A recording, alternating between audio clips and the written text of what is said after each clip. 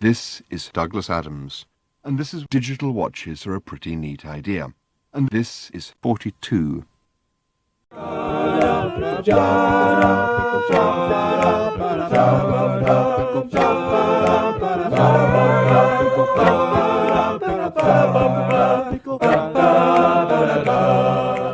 Hi there, and welcome to Digital Watches Are a Pretty Neat Idea. This is Bryan, and I'm with my friend Jeff, and we'll be talking about Hitchhiker's Guide to the Galaxy in all its forms. But before we do that, let's listen to a message from one of our proud sponsors. Hey, this is Jeff. I'm so excited. The Sirius Cybernetics Corporation has sent the Nutramatic drink dispenser to me for me to try. It arrived today. I've already unpacked it. Boy, there were a lot of packing peanuts. And I've set it up and it's ready to use. So, let's try it. Here I go. Pressing the button. Welcome, I am the Sirius Cybernetics Nutrimatic Drink Dispenser. Please wait while I make a highly detailed examination of your taste buds. I will now perform a spectroscopic analysis of your metabolism. Please be patient while I send tiny experimental signals down your neural pathways to the taste centers of your brain. I am calculating what is likely to go down well. Processing. Dispensing.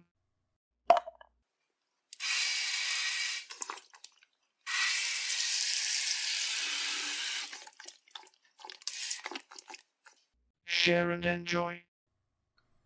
Okay, here I go. Let's taste it. Ugh, this tastes filthy. Take this cup back. How dare you throw that cup at me? Go stick your head in a pig. Hey Brian, how you doing today? I'm doing great, Jeff. How are you? I'm concerned. You're concerned? What are you concerned about? I'm concerned that at the beginning of this episode, I used a special introduction that I pieced together of Douglas Adams introducing us. And I'm hoping that I haven't offended anybody and that they know it was done with the love and respect that we both have for this gentleman. Absolutely. No doubt about it. And here, I thought you were going to tell me you had 43 reasons to be excited today. I do have 43 reasons because this is our 43rd episode. And to honor our 43rd episode, we're going to talk about 42. There you go. Of course. That makes perfect sense to me. Perfect sense. In the spirit of Douglas Adams, we missed our deadline. Oh, it must have been when I was sitting in the bathtub reading a book.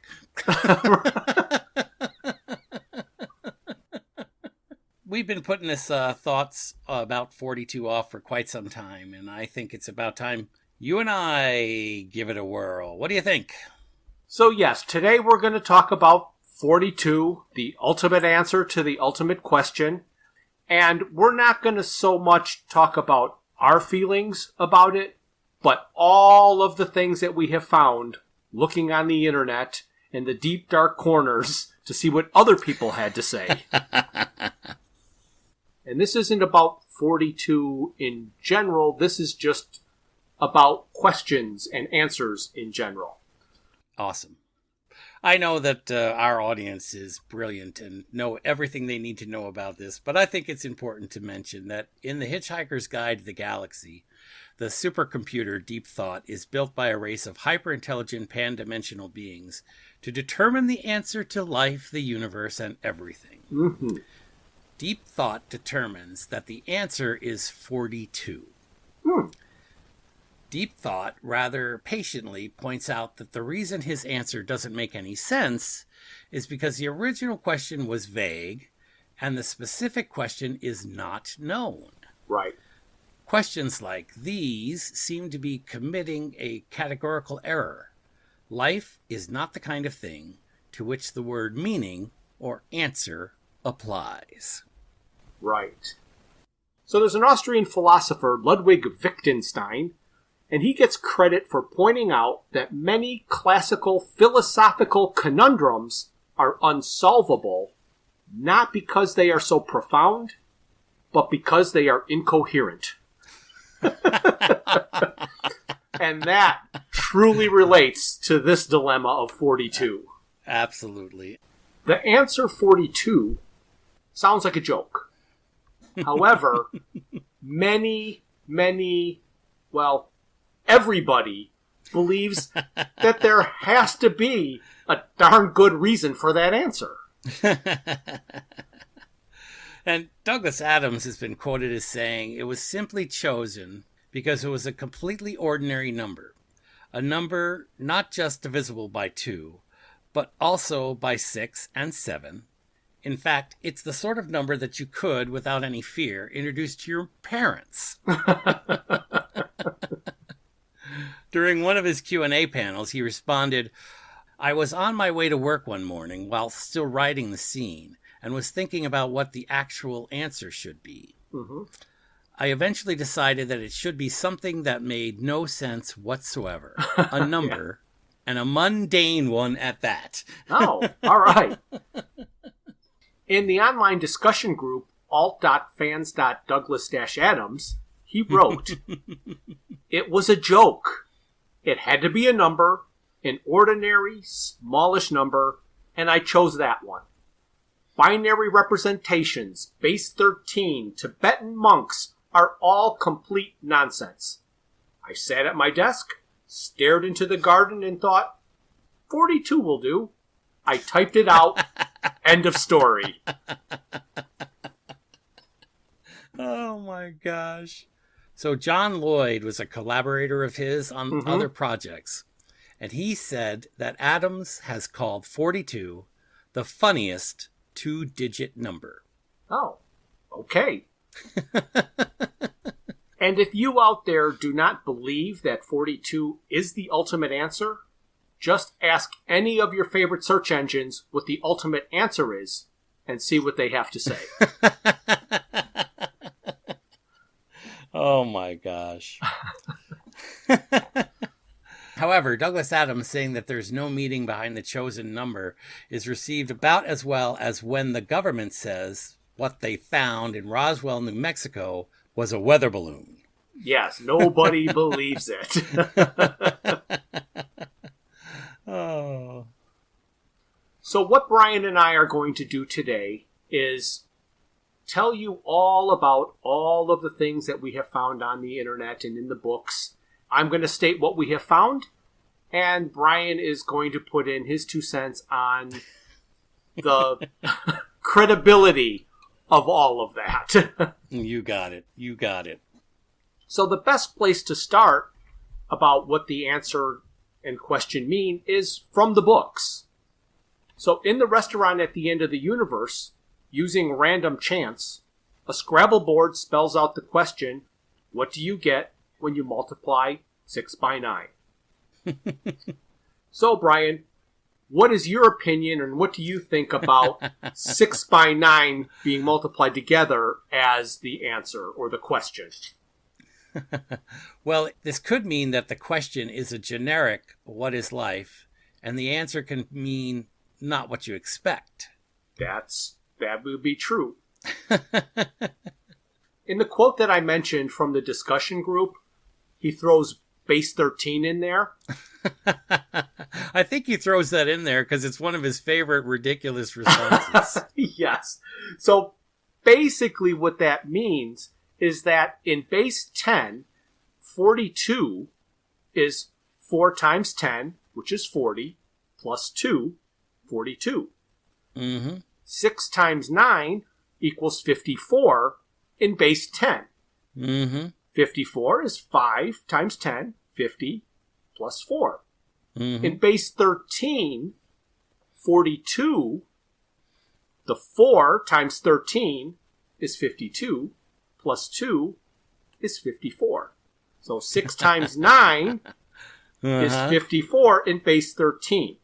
So, Bryan, was Douglas Adams writing in base 13?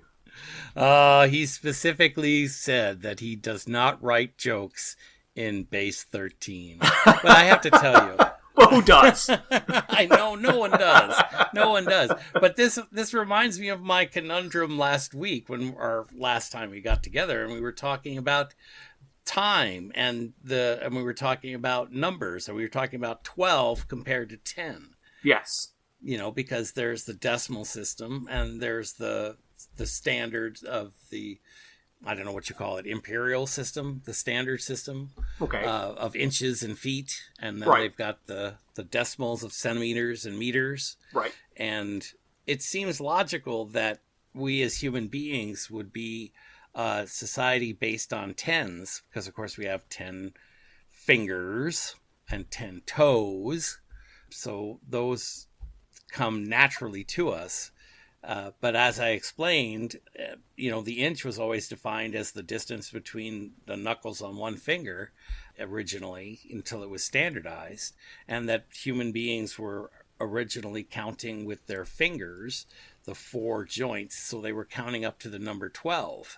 So 13, and this is what I said. I remember responding that the 6x9 question that we get out of this part of the book, for me, it kind of represented the possibility of multiple universes. Okay. And maybe even multiple universes aren't necessarily what we need to make this answer work, because you could see that if we were a culture that had 13 fingers, we would have 1 through 9, plus, as you said, we'd have a number representing 10, a number representing 11, a number representing 12, a number representing 13. But would be a single number, not a two-digit exactly. number. It would be whatever funny word we could come up with to represent those. And funny shape. Funny shape, right. That would represent those figures. So there could easily exist within our own universe a place where 13 is the base or the root for that society, or that educational basis for that society with 13 fingers, right. or 13 appendages, or whatever they happen to have, that they count with. Right. So we get so heavily hooked into the 10 concept that it's almost inextricable from everything we think and everything we do. Right. But the question that brings up in my mind is that if an inch is represented by each segment of your finger, and there are 12 segments of fingers, why is it called a foot and not a hand? because the inch was done with the finger and the foot was done with the foot. Okay. So, I mean, if you think about it, you wouldn't have measured a piece of carpentry like a table or a bench or bookshelf or anything like that using your foot. That would be a measurement that you would probably use to describe a piece of land or a larger section. So the inch became a standard in your workshop because you would put your finger down there and you'd measure 1, 2, 3, 4, 5. That would be how many inches wide something was. Right. And then if you were outside, you'd measure toe to heel, toe to heel, toe to heel with a foot.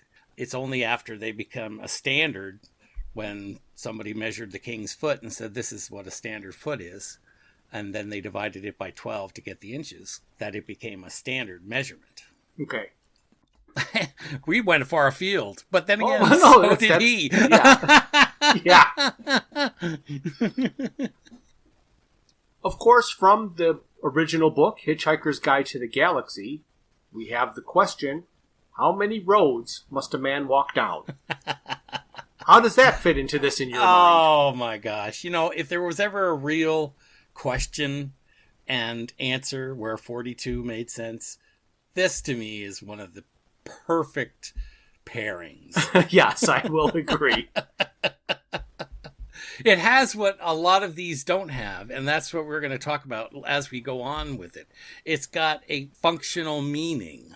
Silly as it is, that at the end of 42 roads, you would have some understanding of life, the universe, and everything.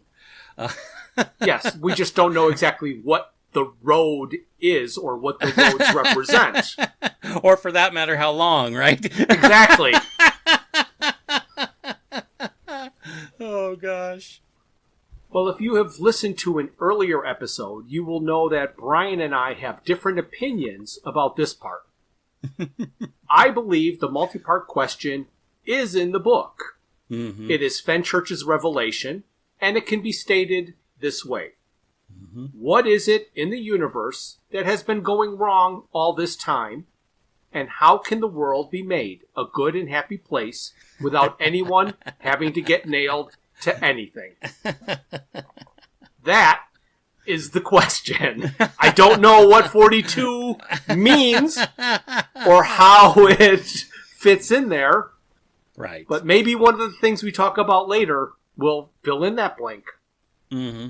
Well, yeah, as you say, when we've had this discussion about Fenchurch's revelation and whether or not it's a representation of her knowing the question, and what we've discussed basically is that her knowing how to make the universe a better place and how to get the results that are needed to improve things, from my opinion, is not a question.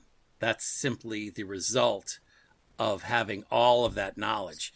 In other words, if she had the knowledge of the question and the answer in her mind, she could then piece together the result, which is how to live a peaceful and joyous life.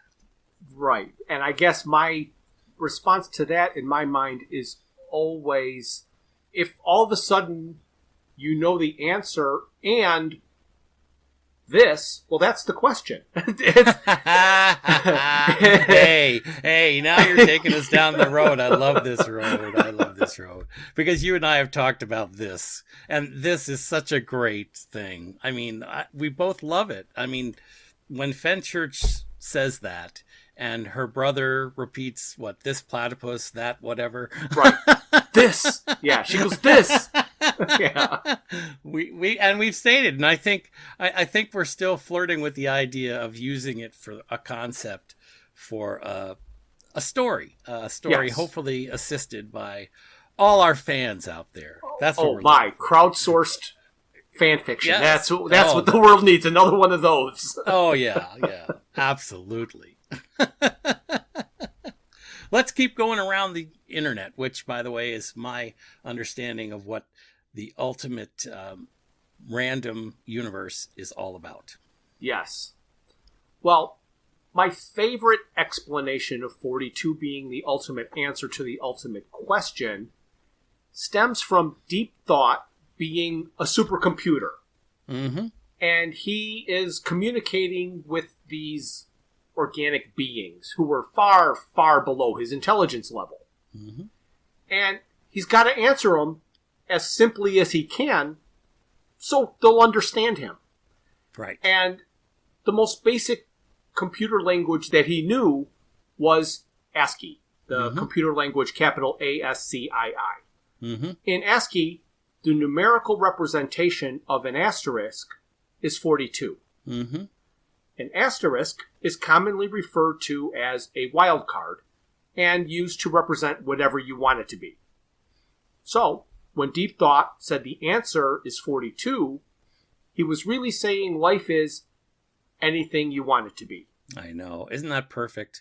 Do you think that's what Douglas Adams had in his mind when he wrote 42? Oh, yeah. See, it's the most logically, conveniently squared up response that can be out there for this. Most certainly is. Because Adams was a computer programmer. He at least knew computer programming.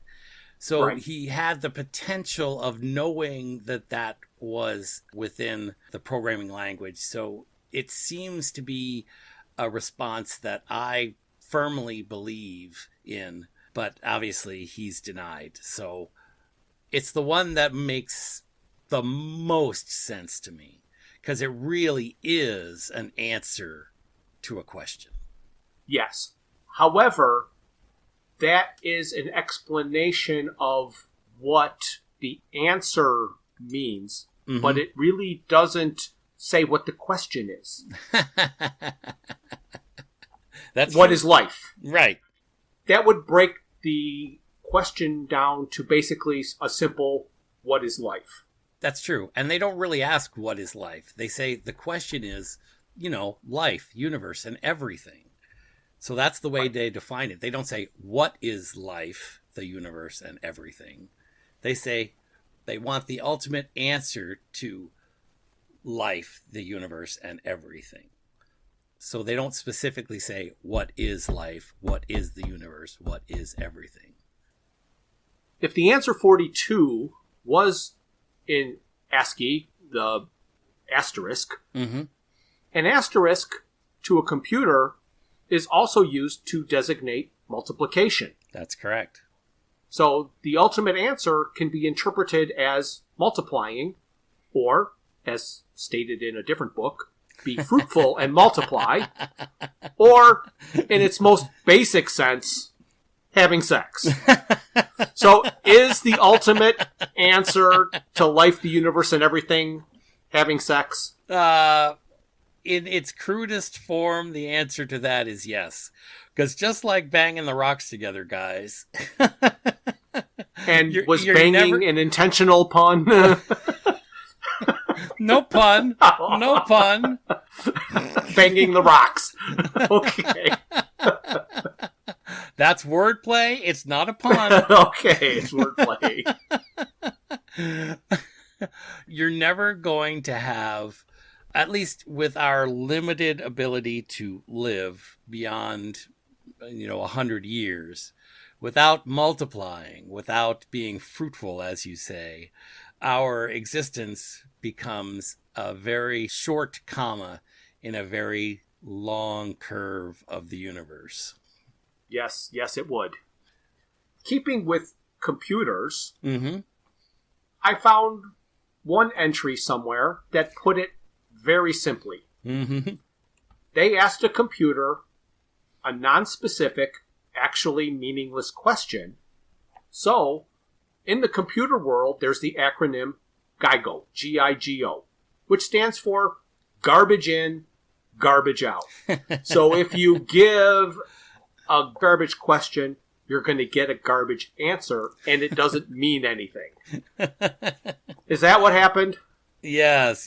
And having spent most of my life in customer service-related industries, I have another favorite one. The other one that I thought was very funny is referring to it as a picnic problem. Okay. The problem is the person in the chair, not in the computer. Right. A picnic problem. Yes. I also found multiple places that the binary representation that he was talking about in the online discussion group refers to this. 42 is 101010 in binary code. What does that have to do with anything? I don't know, it's just a bunch of ones and zeros, if you ask me. So people love to point that out like it is like a revelation to what the question or answer actually mean, but I don't understand it. Yeah, I don't know where they're going with that. I agree with you. It's just a coincidence. And I think more of these are just coincidences. So, the next one. In that discussion group, he talked about the Tibetan monks. Right. Because ancient Tibet had 42 rulers. Okay.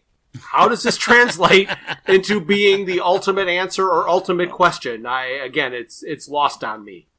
Well, see, yeah, that's a tough one because, of course, you'd have to know an awful lot about the Tibetan history and Tibetan theology for it to make any sense, I guess. But they wrap a lot of significance around life and its meaning.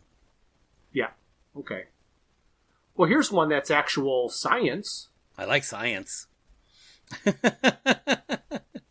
Light refracts through the surface of the water by 42 degrees to create a rainbow. Oh, that's another beautiful answer. Yeah, okay. How? Oh, gosh. Don't even start me down that road. Well, first, it's not a question. No, you're right. It's not a question. So it would be an interpretation of an answer. Exactly.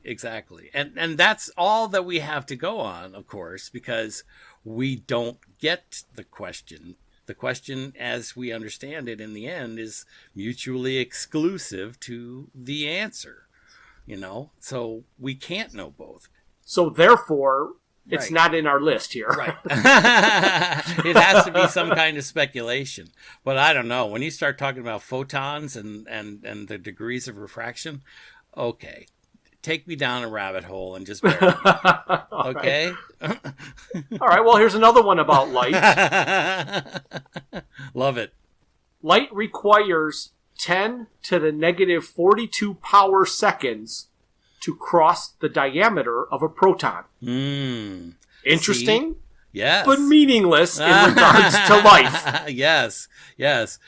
And isn't that funny? Because we were talking again about time, and we were talking about the fact that we could use atomic particles to create a sequence or series that could be used in a universal sense here. And here's a distance where light has traveled across a proton. So interesting facts, but again, it's an interpretation of the answer, not a reflection of the question. And it gets us even farther from the question. If that's the answer. That's true. I also saw that somebody said that 42 is Adams's tribute to the indefatigable paperback book and the average number of lines on an average page of an average paperback. Where the heck did that come from? I don't know, but I grabbed a lot of my paperbacks and started counting lines, and I had to search long and hard to find one with 42 lines. So that would so only this be is about not a standard. About half a page or something, right? I mean, it wouldn't even be... No, I had a lot of paperbacks that were less than 42 lines. Oh, really? Okay. I guess it all depends on font size, right? It does. So 42 also refers to the number of laws in cricket, which is a reoccurring theme in his books. There you go. Another interesting factoid. Factoid, but does it apply at all to the meaning of life? Or the ultimate question of life? If you could sit through a cricket game, you could probably get through life. Yeah, okay.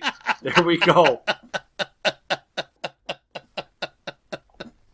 So now we've got people playing with the alphabet. Oh, the alphabet. Because, Deep Thought and those pan-dimensional beings from the other whatever spoke English and used our alphabet as their basis for everything.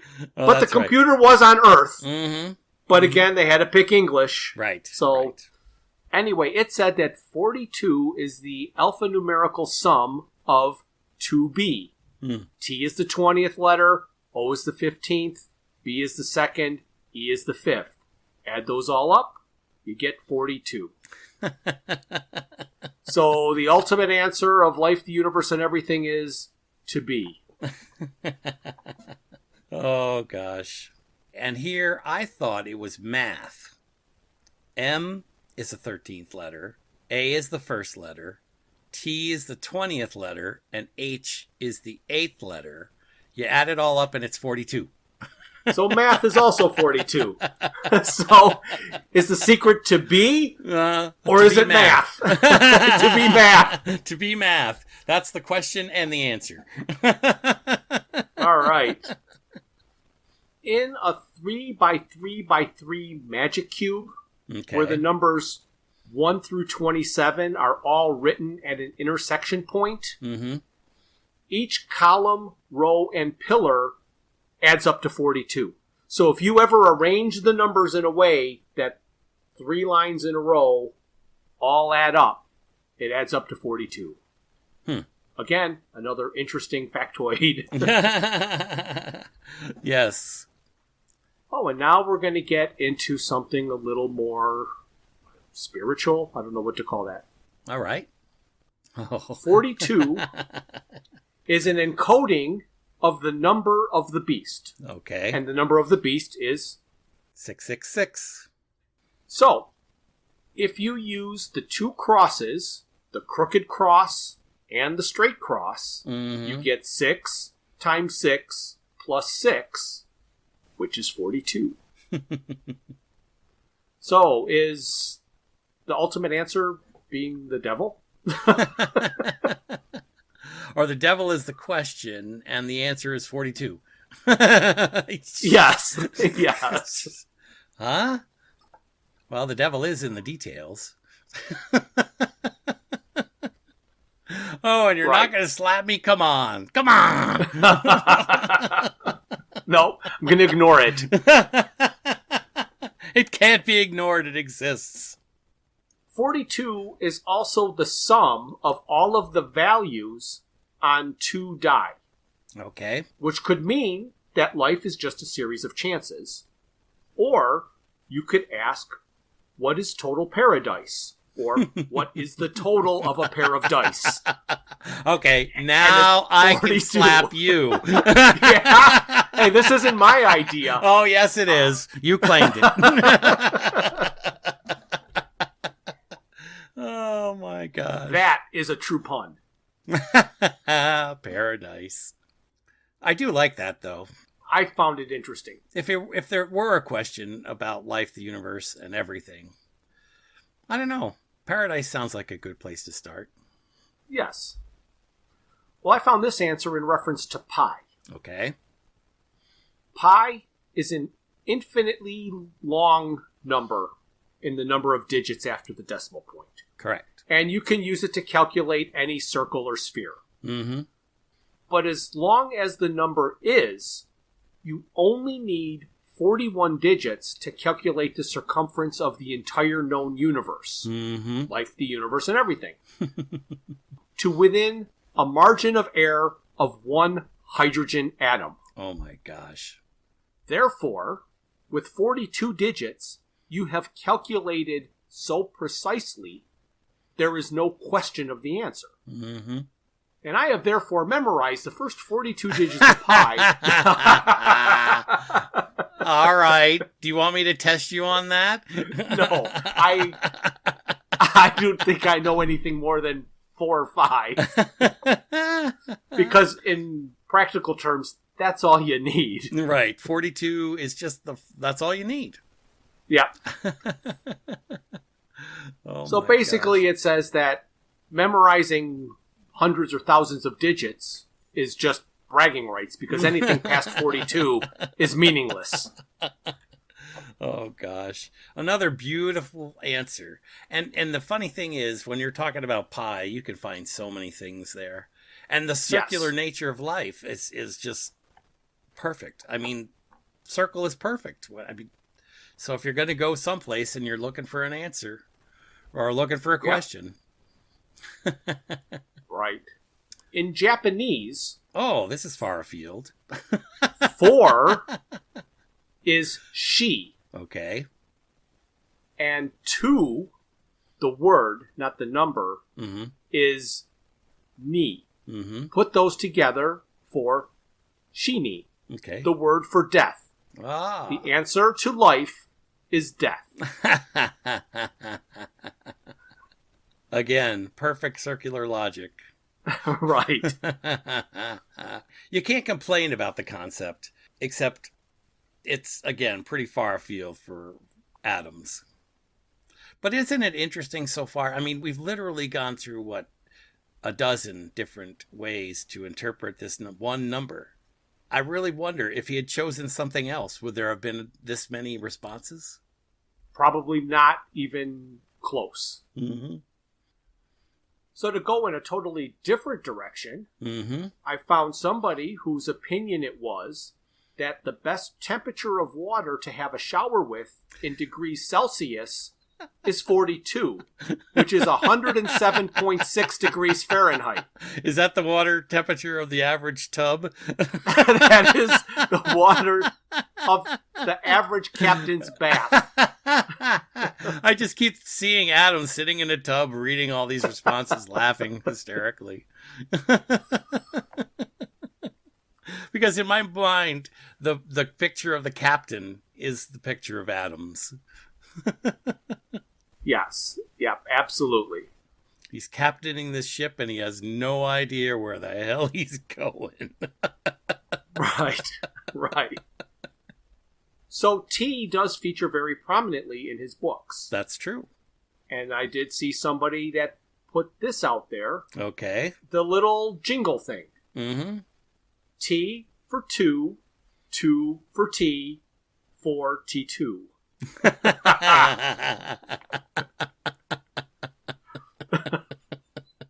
I don't know what it means, but I found it funny. Oh, I love it. I love that. You know, it's the kind of thing that makes you think. And sometimes if you go on Reddit, you find things that you wish you didn't. So I found a post by somebody who went as far as saying that since the book uses numbers in the question, what do you get when you multiply 6 by 9? Oh, no. And 69 is a traditionally funny number, pornographically. Now that sounds more like along the lines of Adams. He decided that 42 could be described pornographically. Okay. So if you take the number 4 with a closed top, Okay. not the open 4. Right. So you've got the straight line, the angled line, and a crossed line. Right. Which could look like the legs and torso of a person with his hand on his hip with a little appendage sticking out one area. And the number 2 can represent somebody on their knees hunched over in front of them. Seriously? So don't think about that too much or draw it out because you're not going to be able to stop seeing it. Oh, no. You had to take me there, didn't you, Jeff? I didn't take you there. This random Redditor Oh, my took you gosh. there. Oh, there's far too many people in the world that thinks that is the answer to life, Right. the universe, and everything. Well, I don't know if it's the answer, but, you know, I'll give it a try. Oh, God. So then you come across something simple that explains why there is no satisfactory answer. Okay. The Hitchhiker's Guide to the Galaxy is a parable. Mm-hmm. The story's lesson has little or nothing to do with the meaning of life, the universe, and everything, or 42. Mm-hmm. The lesson is you can have the answer to everything handed to you, but that does not mean you will have the wisdom to understand the answer. Ah. Confucius say. Yes. Another very nicely put line. Mm-hmm. I like that. That's another happy answer. Works for me. Once we were pretty far in the recording and producing of all of our episodes, I looked for other episodes on The Hitchhiker's Guide to the Galaxy for podcasts. Okay.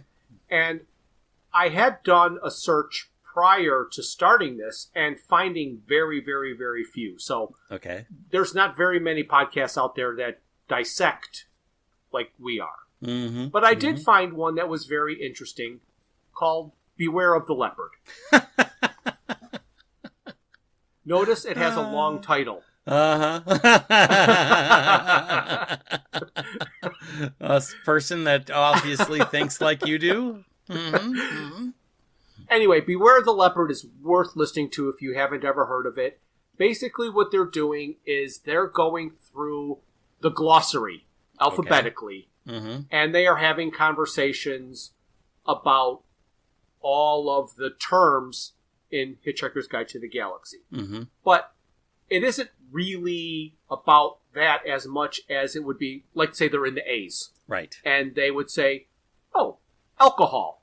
So, John, do you drink alcohol? And then he tells a story about him getting drunk somewhere. Got it. So Perfect. it is really personal stories about them more than it is about the Hitchhiker's Guide to the Galaxy. But there's a lot about it in there. It entertained me. They did an episode about 42. And each of them were tasked with discovering what 42 means. Okay. The best one to me was an explanation that what Deep Thought was actually saying is that there is no single question. There are 42 questions.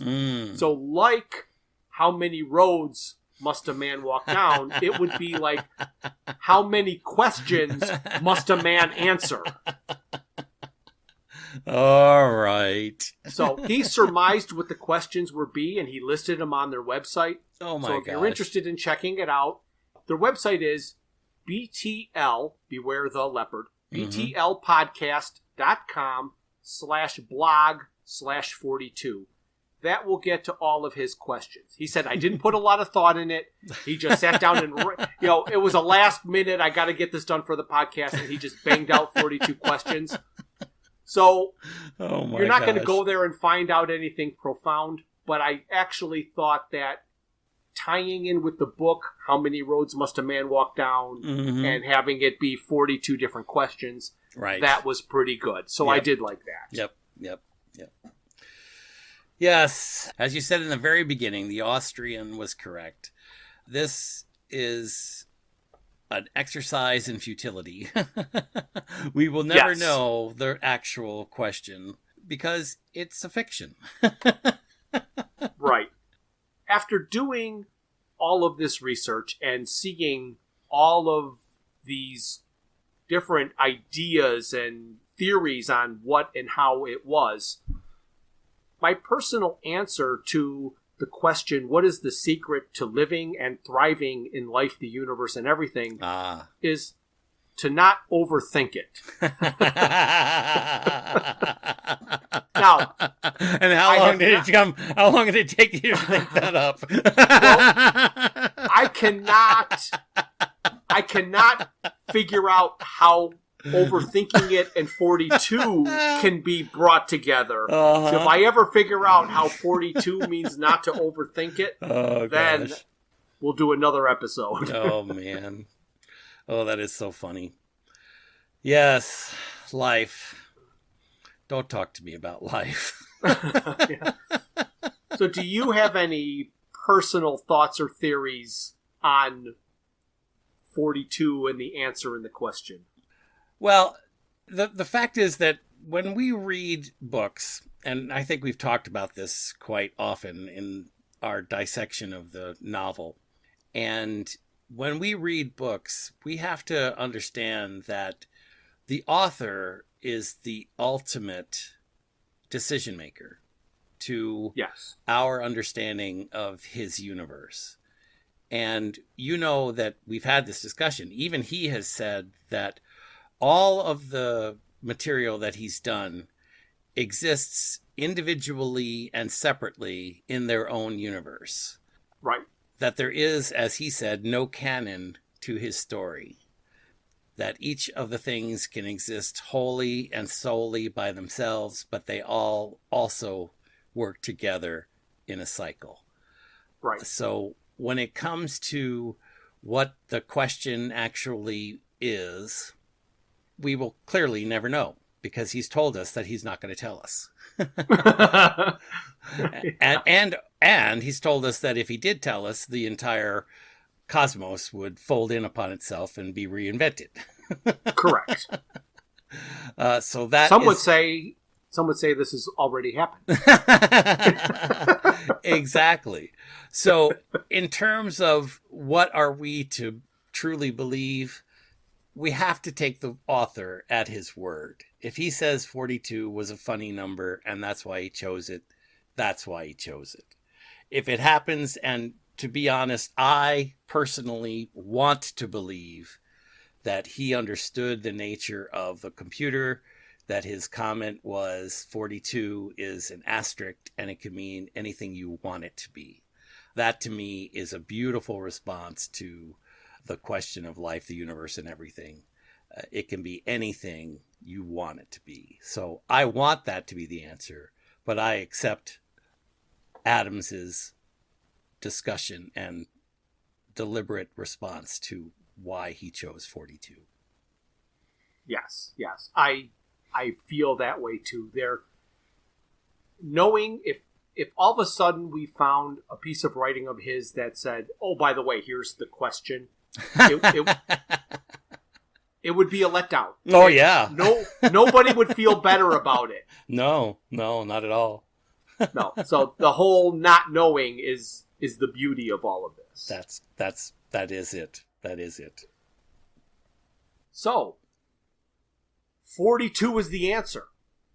42 came out of his pen for a reason. Mm-hmm. And I don't know what it is, but that's what I think that's what all of these answers that we're reading about why 42.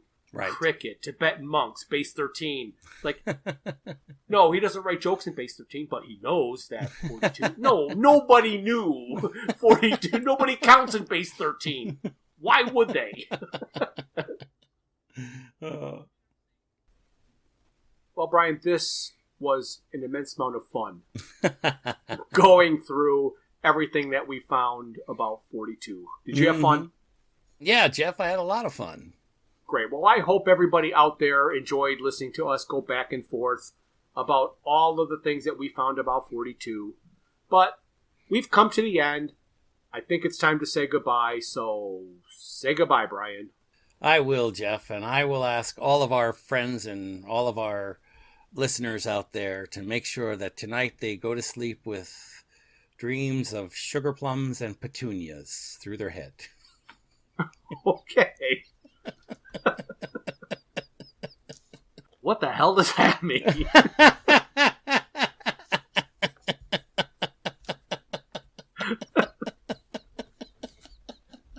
You got to think about it.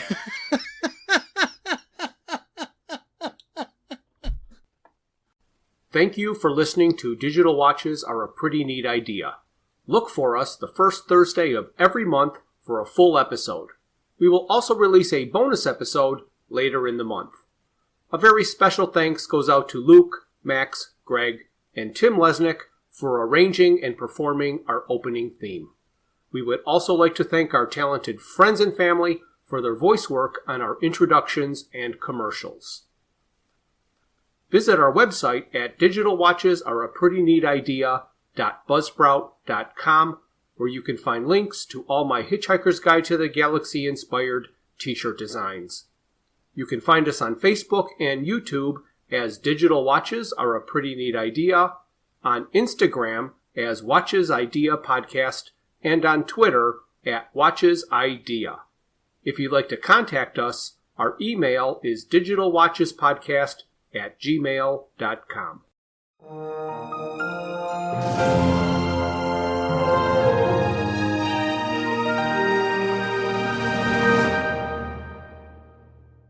This has been a Froods for Thought production.